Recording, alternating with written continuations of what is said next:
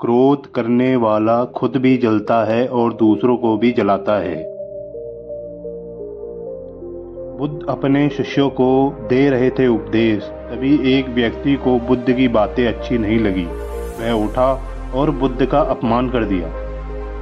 बुरी बातों को बार बार याद करने से हमारी परेशानियां बढ़ती है, मन अशांत होता है। इसलिए दुख देने वाली बातों को भूलकर आगे बढ़ना चाहिए। इस संबंध में गौतम बुद्ध का एक प्रसंग प्रचलित है। गौतम बुद्ध अलग अलग क्षेत्रों में भ्रमण करते और अपने शिष्यों को उपदेश देते थे। एक गांव में वह उपदेश दे रहे थे। बुद्ध ने कहा कि क्रोध ऐसी अग्नि है जिसमें क्रोध करने वाला खुद भी जलता है और दूसरों को भी जलाता है।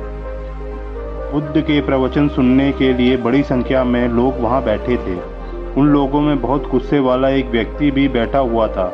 उसे ये बात पसंद नहीं आई। वह अचानक उठा और बोलने लगा, बुद्ध तुम पाखंडी हो, बड़ी बड़ी बातें करना ही तुम्हारा काम है, तुम लोगों को भ्रमित कर रहे हो, तुम्हारी ये बातें आज कोई मायने नहीं रखती।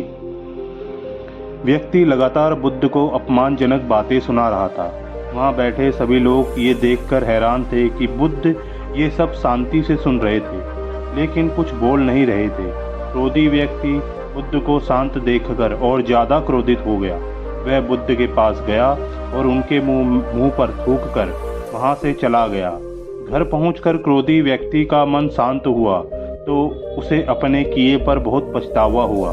वह बुद्ध से क्षमा मांगने पहुंचा, लेकिन उस गांव से बुद्ध पड़ोस के गांव के लिए निकल चुके थे। वह व्यक्ति बुद्ध को खोजते हुए दूसरे गांव में पहुंच गया। वहां व्यक्ति को जैसे ही बुद्ध दिखाई दिए, वह उनके चरणों में गिर गया, क्षमा मांगने लगा। बुद्ध ने उस व्यक्ति से पूछा, तुम कौन हो और क्षमा क्यों मांग रहे हो? उस व्यक्ति ने कहा, क्या आप भूल गए?